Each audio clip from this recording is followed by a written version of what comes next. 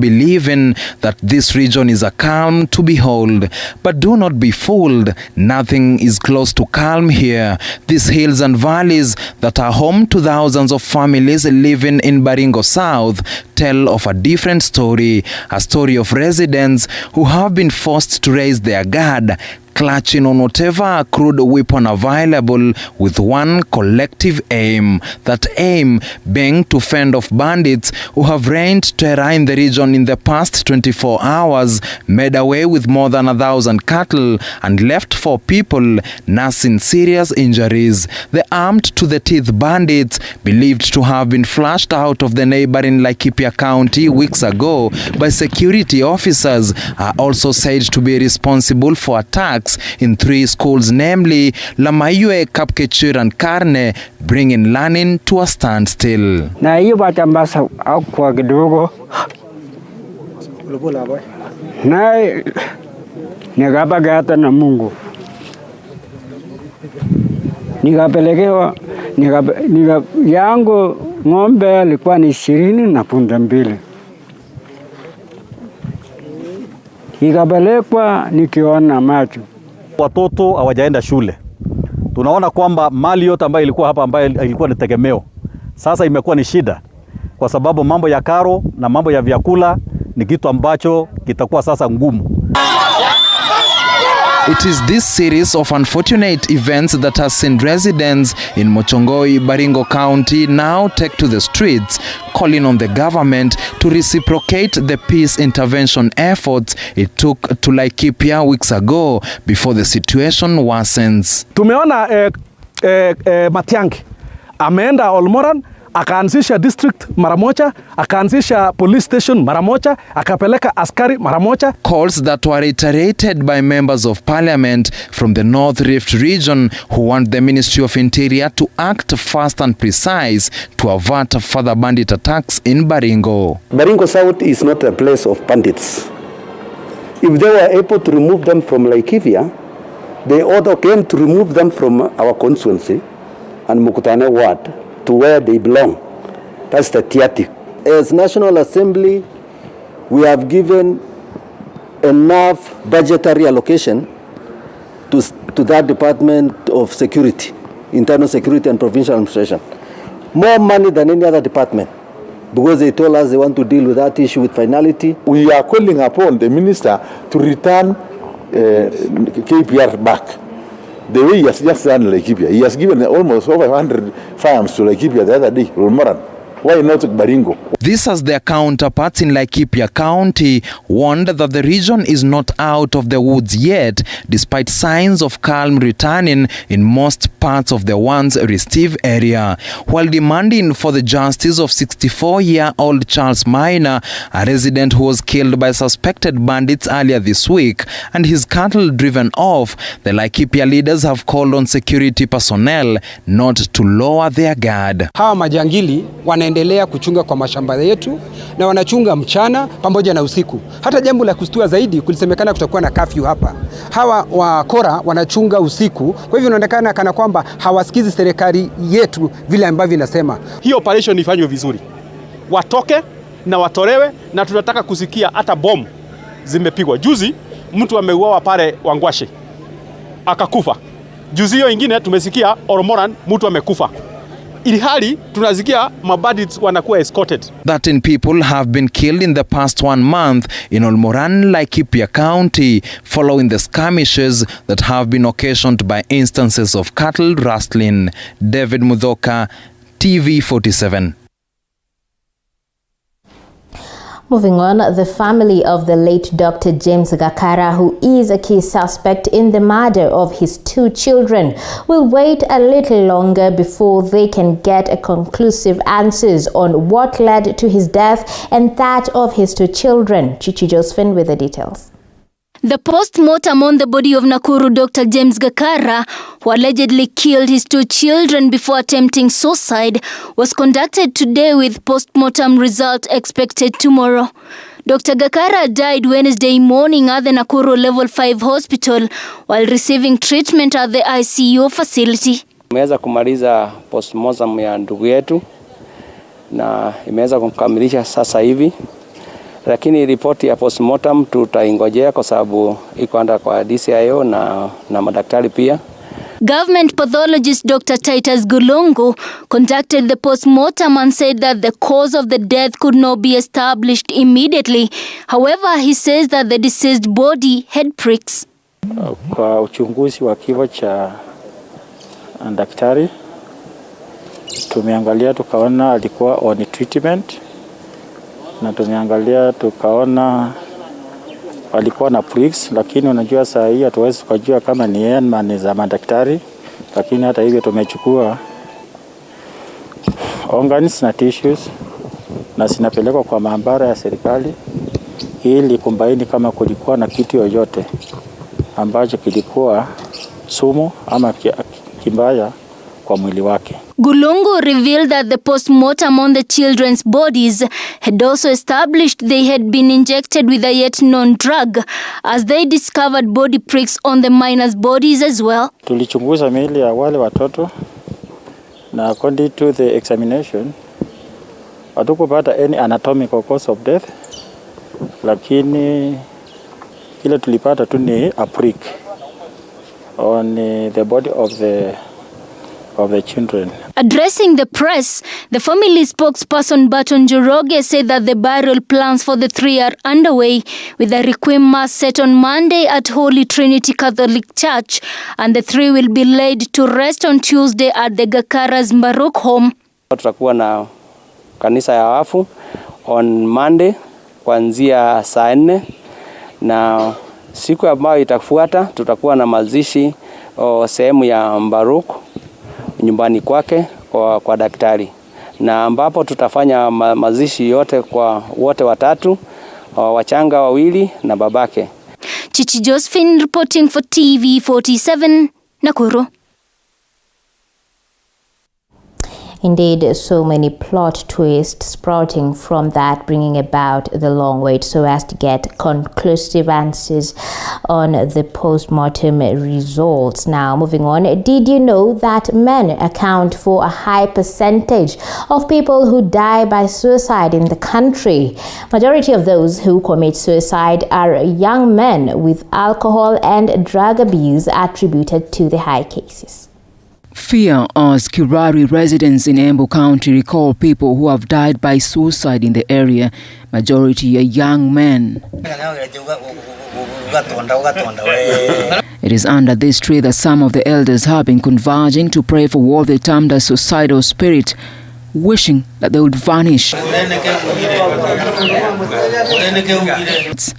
Jay Wega, an elderly in Kiriari, describes how young families are still reeling in shock after their providers committed suicide. Sasa umesaidia na nini? Umejisaidia na nini? Sasa wewe umeletea watu wenu, umewasaidia na nini? Kujiang ama kukunywa dawa, umefaidi nani? So wewe ndio mjinga wa mwisho wewe kijana.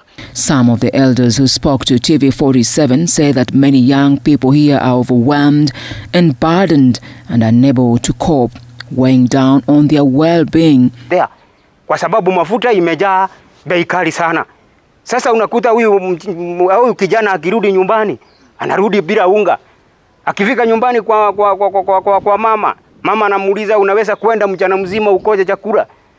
Wewe mwanaume wa kabila gani? Sasa haesi kununua mafuta, amaneji kuweka pikipiki mafuta. Pikipiki yenyewe inaisha, apate sasa pesa ya kuweka mafuta na ya kulisha familia. Sasa unapata ameachana na kasi ya pikipiki, anaenda kwa mtu fulani kuipa ndo apate riziki ya kupatia familia yake. Sasa hapo ndipo unapata huyu ameshikwa, amekufa, sijui mwingine amejiua huko sababu hana kitu ya kupatia familia. Harrison Nyaga texts me to his son's grave. He tells me his son hanged himself in the house after he quarreled with his girlfriend. Sasa mama ndiye alinipigia simu, nikakunja na nikaangalia, nikaona kweli kijana yangu amejiua. The pain of losing a son is evident. Tumezunguka sana Mulemi na hatujawahi achana na tangu Mulemi. The situation is replicated in many homes here. Some few kilometers away, I meet Jacqueline Wanjiru, a 29-year-old mother of 3. She remembers vividly her husband's last words. Mzazi alisema hatuwezi kaa kwa mboma moja juu mimi namwaibisha. Ati naenda nikiambia watu na wanaingilia mboma yangu, na mimi sikuwa na maneno haya. Tukambembeleza, ya mwisho akasema kama sitaenda yeye ndiye ataenda na niachie mboma. Our conversation with Jacqueline is once again interrupted. Unfortunately, mimi simu nilipigiwa nikaambiwa bwana yangu amekunywa mafuta ya break, and that was the end. 60-year-old Kiveu Ndwiga remembers the 5th of August 2021 like it was yesterday. On this fateful day, he received a call at work that his son Dominic Mugendi had died by suicide following a love triangle. Mwanamke walikuwa nakaa na yeye au akakosana, akatoroka akaenda kwake. Baada ya siku kidogo kama wiki mzima, hiyo nilikuwa siakao, nikasikia mtu anajinyonga. Kwa hivyo nikawaambia wale walikuwa karibu tanda yao wafanya kazi wa askari na maservisi wafanya hiyo kazi, wapeleke mtu mosari, alafu tutaongea tutakuja mambo hili tutafanya baadaye. This is now a blame game between the parents and their sons. Ukienda kujenga, wewe unajenga kashamba kenye ulipatiwa kameisha. Sasa unashindwa kulima, utalima wapi? Wengine waligaiwa mashamba wakausha yote, wakati huo walikuwa na wanawake wanakaa nao. Some say the rising cost of living has also contributed to the cases of suicide in the area, with experts linking such. It is indeed a rather unfortunate cycle of events. The letters embrace the fact that indeed men can definitely speak up and speak out, because indeed death is not the ever-ending solution to these troubles. Now, moving on, the Anti-Corruption Court has found Chief Administrative Secretary in the Ministry of Transport, Chris Obure, and 3 other persons with a case to answer in the 1.2 billion Kenya shillings Anglo-leasing scandal. This is after the Office of the Director of Public Prosecutions proved beyond reasonable doubt that the 4 have a case to answer in the procurement of a multi-million postal corporation data network services. Zainab Mohammed with more. After close to 2 decades since the Anglo-leasing saga came to light, the Anti-Corruption Court has finally ruled that the 4 suspects involved in the 1.2 billion shillings saga, including Transport CAS Chris Obure, have a case to answer. This is after the Office of the Director of Public Prosecutions proved beyond reasonable doubt that the 4 have a case to answer in the procurement of a multi-million postal corporation data network services. The prosecution told the court that on July 11, 2002, the government single-sourced and signed a contract with US-based SpaceNet company. The contract was for supply of equipments acquired by Postal Corporation of Kenya. Obure, through his lawyer Gibson Kimani, requested the court for more time to prepare for his defense. Others charged in the saga include PS Sami Kyungu, Samuel Bundotich, and former Postmaster General Francis Chahonyo, who has since died. The case will be mentioned next on date 8th of next month. Zainab Mohammed, T47. Thank you, Zainab, for that report. Now it's time to take a very fast short break. We'll be right back with more. Stay tuned.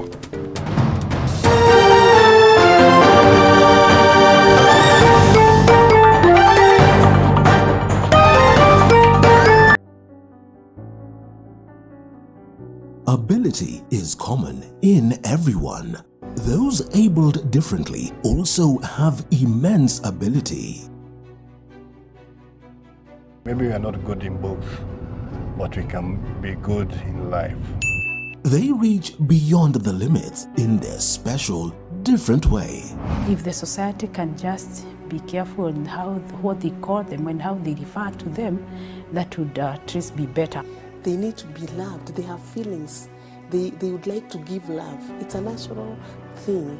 Catch their story on Beyond the Limit on TV 47 every Saturday at 7:30 p.m. The brain does not exactly know how to differentiate physical pain from the psychological. Nilikuwa na feel nimefeel hata watoi wangu. This month, our sisters mothers and friends share their heartfelt stories of the pain and struggles with Joy Irongo. We are all about being authentic and sharing our lifetime experiences to speak hope and empower a woman who's probably going through a rough patch. Join us as we unravel the heartache. So the doctor told me she has only 2 weeks to live. Mimi nilikaa tu miezi 2 tu nikiwa na furaha kwa ndoa. Every Saturday at 8:30 p.m. Are you looking to buy a home? Or are you looking to build one, yet you don't know where to start? Well, The Realtor is your home of real estate development information, whether you are looking to invest in the city or outside the city. We link you with the experts in the field, be it designing. We have also a very nice lighting and then gypsum decoration on the top of the ceiling. Roofing. When you involve a professional in your construction, there is a difference. Project that has been delivered by a professional person and a project that has not been delivered by a professional person. Interiors. We are trying to go is for a mix of European and Middle Eastern look. Everything all under one roof. Join us every Tuesday at 7:30 p.m.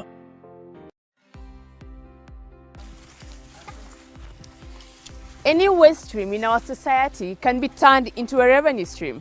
Basically, turning lemons to lemonade. It could be a restaurant, animation industry, artistry, or even fitness. Just like the sweet and sour taste of lemons, businesses have their highs and their lows. Join me, Violet and Jackie, on the grind as business entrepreneurs tell us the tales of their business every Monday at 7:30 p.m.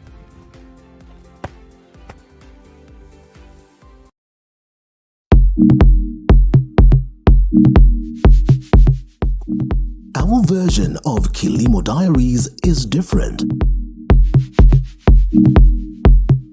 Crops, livestock, all working together.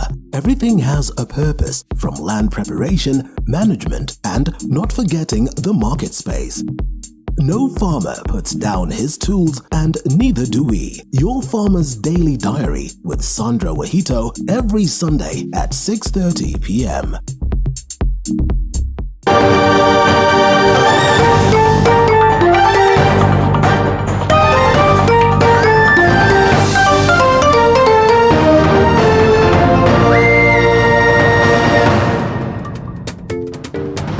Welcome back to the broadcast. Now, on to educational matters. Well, the Ministry of Education is focusing on the importance of CBC's system of education.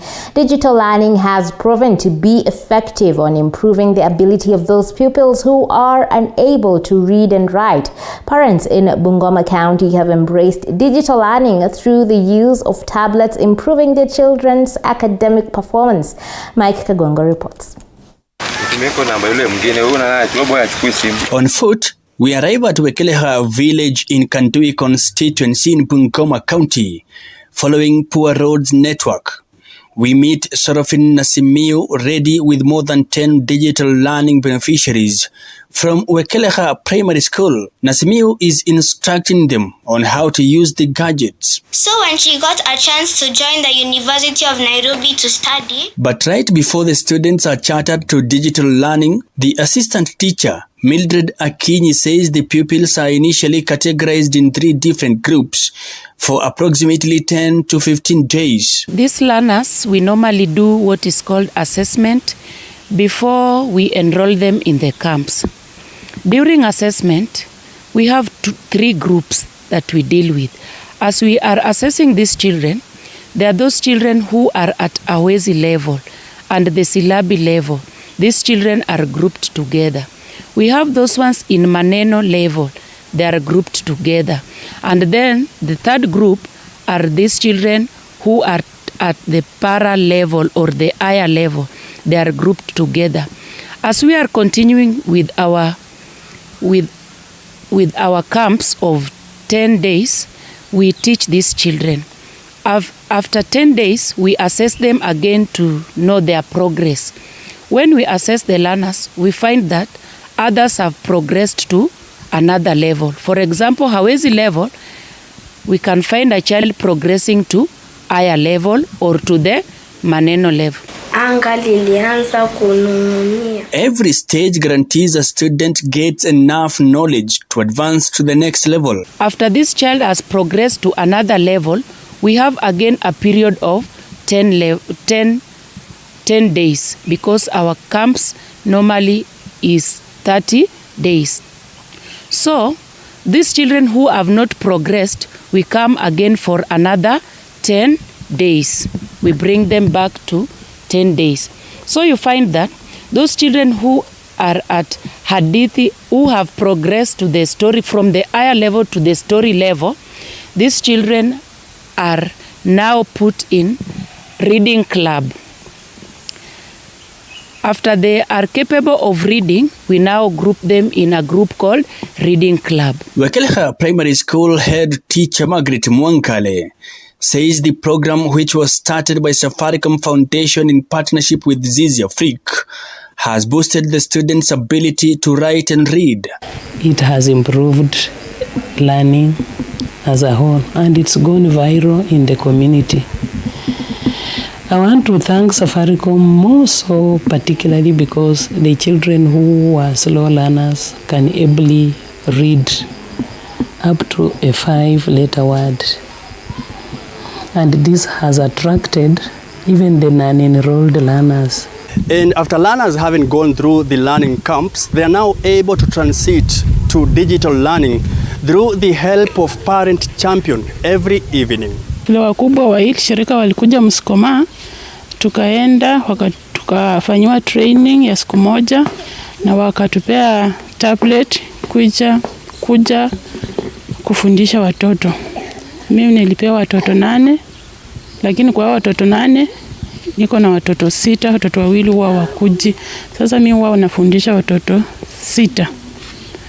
Sasa kutokea hapo vile nilikuja, nimeendelea na watoto vizuri, wanasoma, wanajua kutumia hiyo laptop, wanajua kusoma story, naendelea nao vizuri. The program was designed to help grade 3 to grade 5 pupils who are slow to grasp the content taught in class to improve and be on the same page with the rest of their peers. With access to electronic devices, those with the ability to write and read are able to nourish their knowledge through digital learning and perform well in class. Mama Jua alipoondoka, milima ilivalia vitambaa vyao vyeupe. Yameniwezesha hadi sasa naweza kuongea Kiswahili, naweza kuongea Kizungu. Nilianza haya masomo nikiwa katika darasa la 4. Sikuwa najua kuandika composition na sikuwa najua kuandika insha, lakini sasa najua. Na shukuru tu Safaricom, waendelee kutusaidia, wasituache.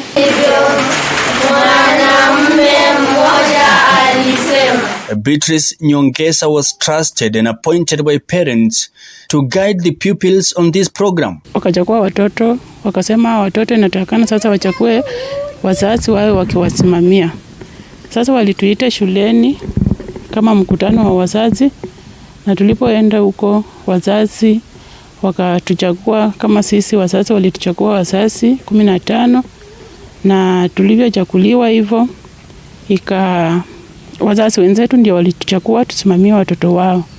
Sasa vile ilikuwa hivyo, ikafika mwezi wa 6 mwaka huu tarehe 9, wakubwa wa hili shirika wakatuita tukaenda kwa shule ya Msukuma Primary, wakatupea hapo training na tukajifunza vile tunakuja kukaa na watoto. Hii tablet imewasaidia kwa sababu tangu waanze kuitumia, vile wameenda kufanya mtihani wao, wakifanya insha yao, nimeona wameongeza. Kama mimi Elizabeth ameelewa, ameongeza marks yake. Naona wakiandika, hata ukisoma unaweza elewa ameandika nini, na bora hapa awali aingesomeka. Having been funded by Safaricom, The Accelerated Learning Program is being implemented by Zizi Afrique in partnership with Creadis. The program has attracted more than 61 schools from Bungoma, Turkana and Tana River counties. These learners are from one school because the program is put in a way that they are clustered in a place where the learners come from close to one another, so that even assembling is easier. But you find that because children want to learn, you will find that during the cluster meeting or the camp meeting at the evening, you will find other learners from other schools within the village coming to be part of the learning. But the program targets the schools that are in the program. Yeah. So that means children outside there are really are anxious to learn, but the opportunities to learn are lacking. So as part of the first part of the intervention, we were largely school-based and managed to reach over 20,000 children. But through that process, in 30 days, we've been able to see children reading. But the bigger question emerged in terms of how do we sustain this learning that has been made through the learning camps implemented in these 3 counties. And so the idea of supporting learning at home was born, which would be delivered through use of tablets. So the digital component in Bungoma is a pilot currently in 19 school communities. And looking at the schools that we started with in 2019, whose children had already been through the intervention and graduated to become independent readers. So through the tablets, which were donated graciously donated by Samsung, we were able to launch this pilot in 19 school communities, targeting 1,250 children.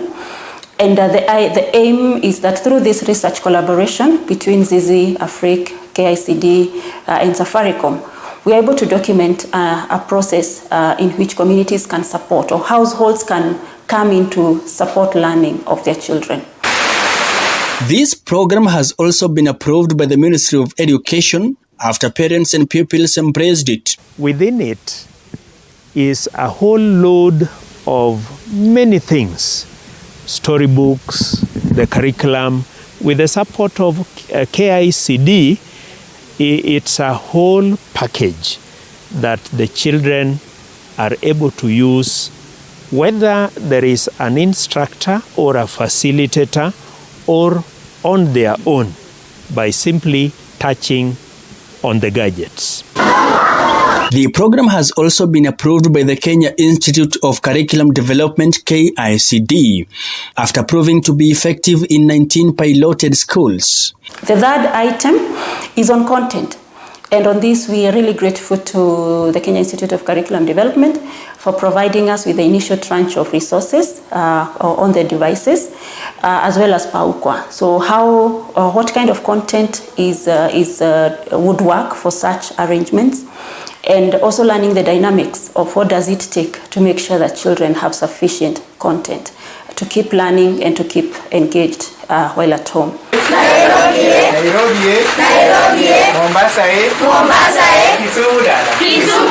For TV 47 from Bungoma, County ya Mike Kagwango. See you next time for another great story from us here at PowerQuad. Bye.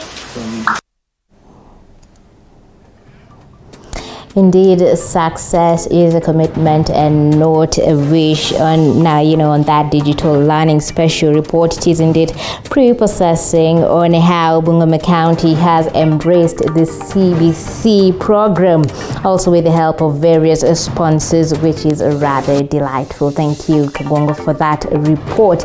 Now it's time to take another short break. We will be right back with more.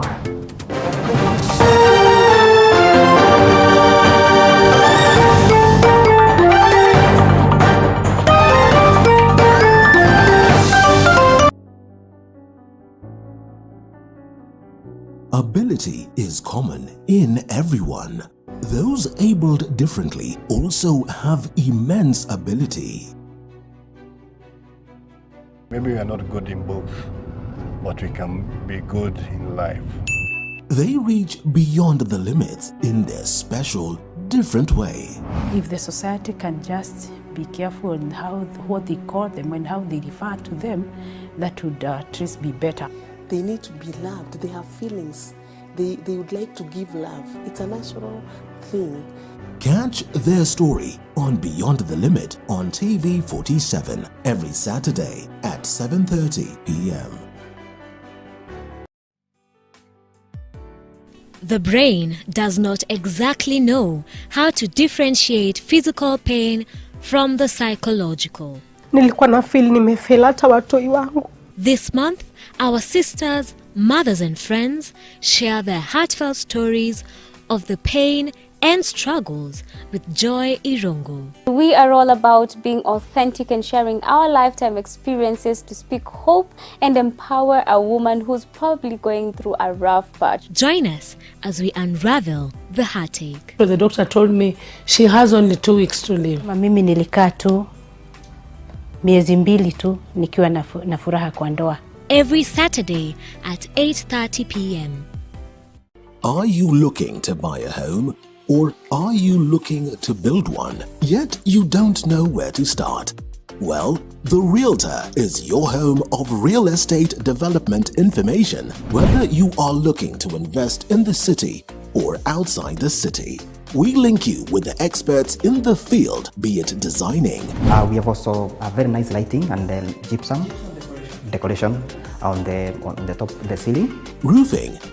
When you involve a professional in your construction, there is a difference. Project that has been delivered by a professional person and a project that has not been delivered by a professional person. Interiors. We are trying to go for a mix of European and Middle Eastern look. Everything all under one roof. Join us every Tuesday at 7:30 p.m.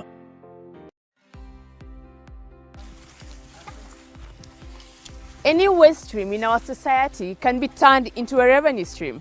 Basically, turning lemons to lemonade. It could be a restaurant, animation industry, artistry, or even fitness. Just like the sweet and sour taste.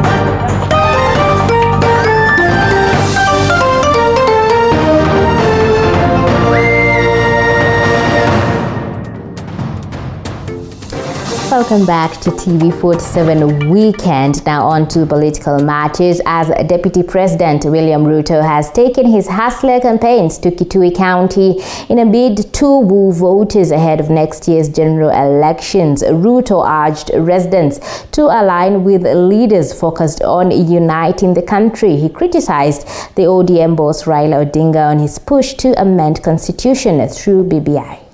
Bottom up. Hebu ni wangwana wanasema bottom up, bottom up, bottom up, bottom up. Ala ile tunaomba tutembee pamoja ni kwa sababu tunataka umoja wa taifa letu la Kenya. Hauwezi kuendesha mambo ya Kenya kama gari yako ni ya mambo ya kabila.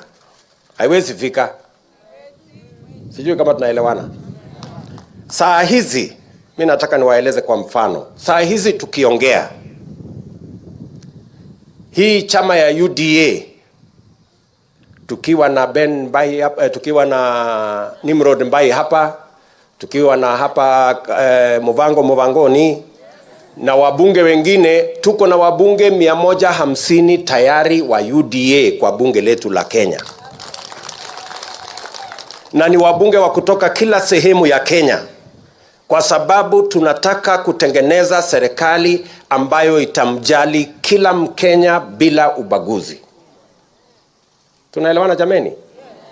Hizi chama zingine si mbaya, lakini haiwezi kutengeneza serikali. Kwa sababu mbali na chama ya UDA sasa iko na wabunge 50, chama inafuata ni ya ODM iko na wabunge 70.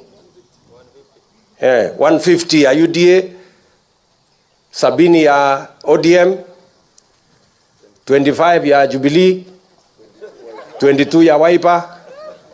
Hata wewe mtu ya hapa Kitui, kwa maoni yako, chama iko na kati ya chama iko na wabunge 150 na chama iko na wabunge 20, kani inaweza kutengeneza serikali? Na haihitaji miujiza. Sio kuunganisha wa Kenya kuwa kitu kimoja. Kuwe hakuna Mpokomo, hakuna Mkikuyu, hakuna Mkamba, hakuna Mjaluo. Sisi wote tunaandamana kama jamii moja ya taifa letu la Kenya.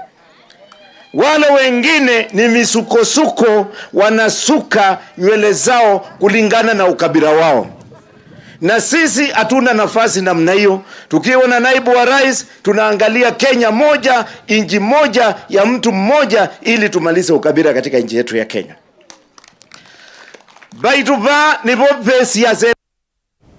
Still on political matters, a section of Mount Kenya leaders has continued to call for unity of purpose ahead of the 2022 despite of the difference in political parties. Addressing mourners in Laikipia County, the leaders across the political divide urged the region to focus on being part of the government which will be formed after the 2022 general elections.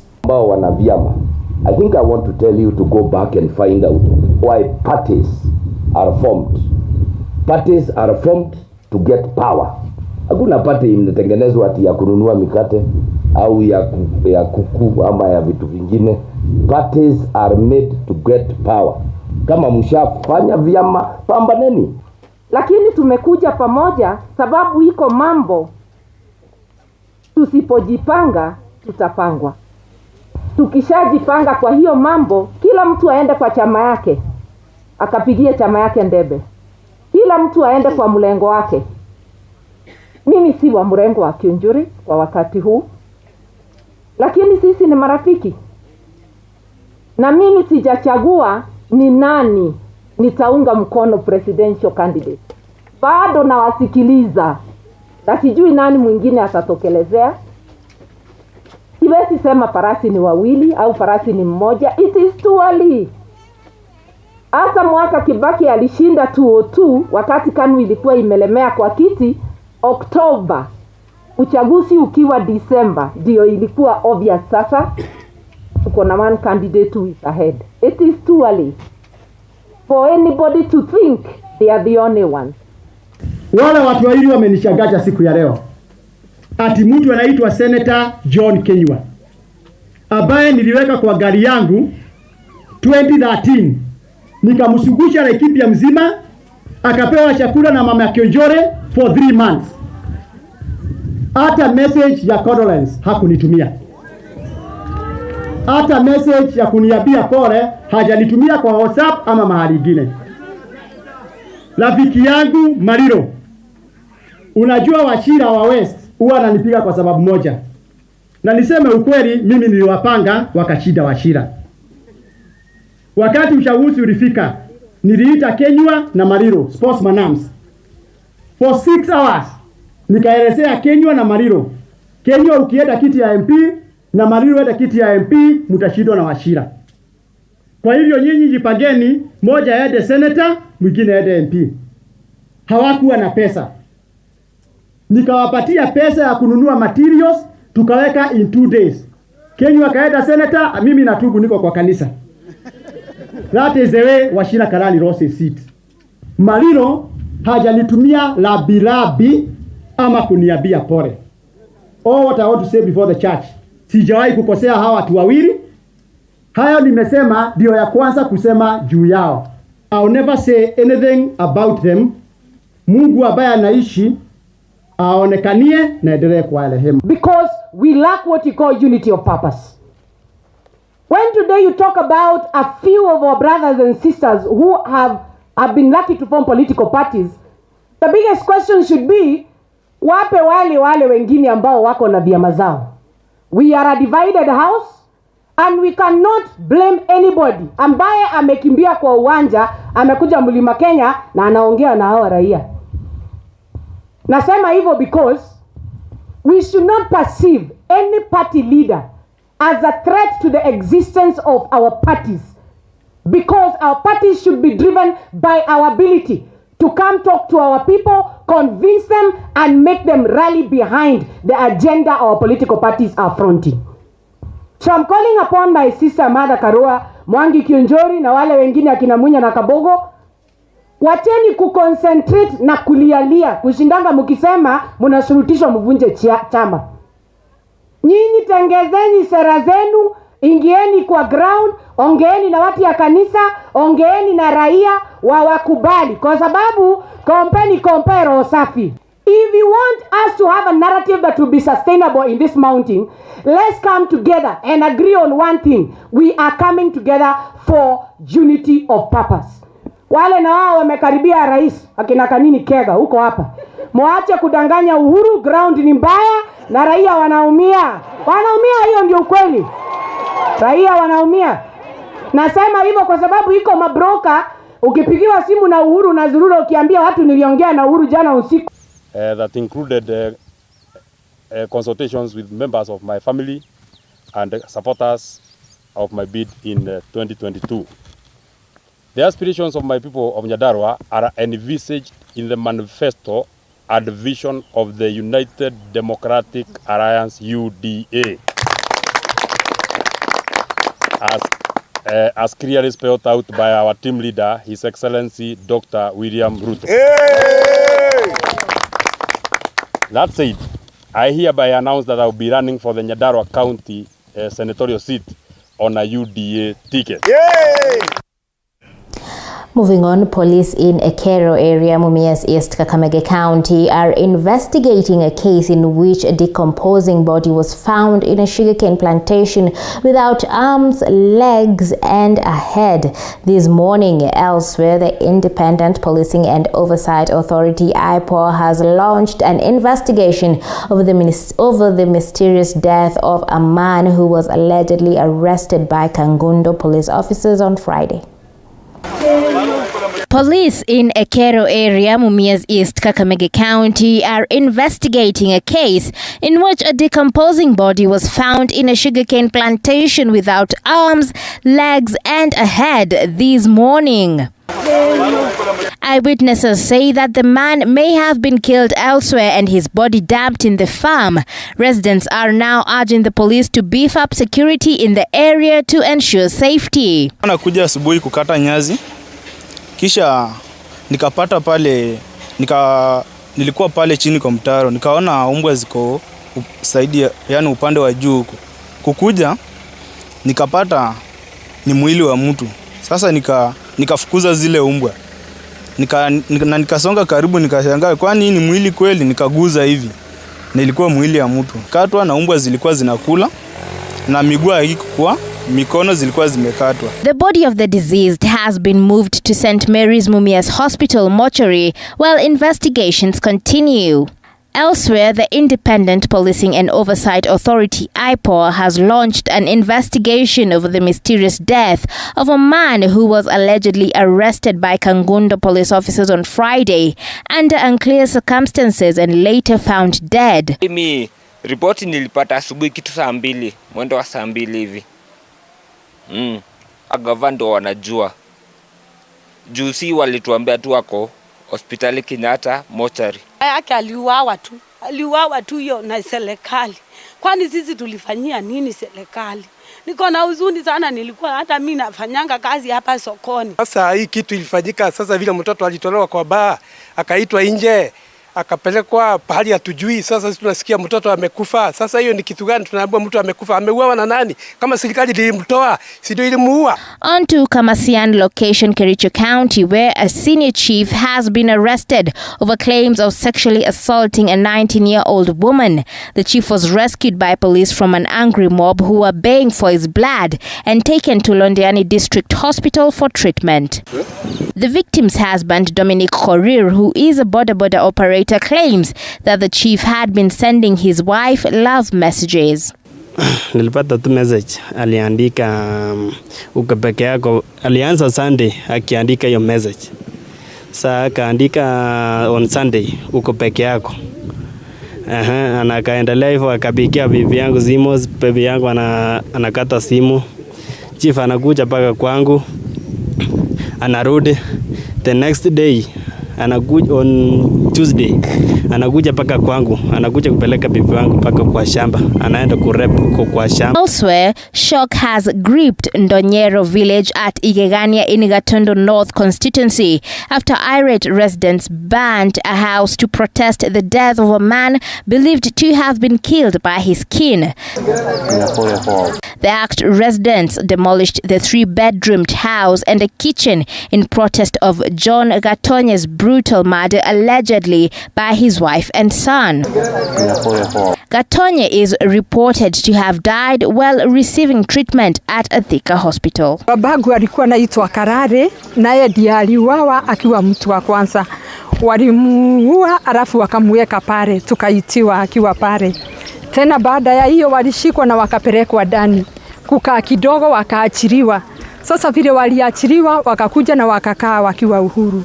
Sasa wamechukua step nyingine ya kuua mwingine. Huyu mwenye anaitwa John Gatonye.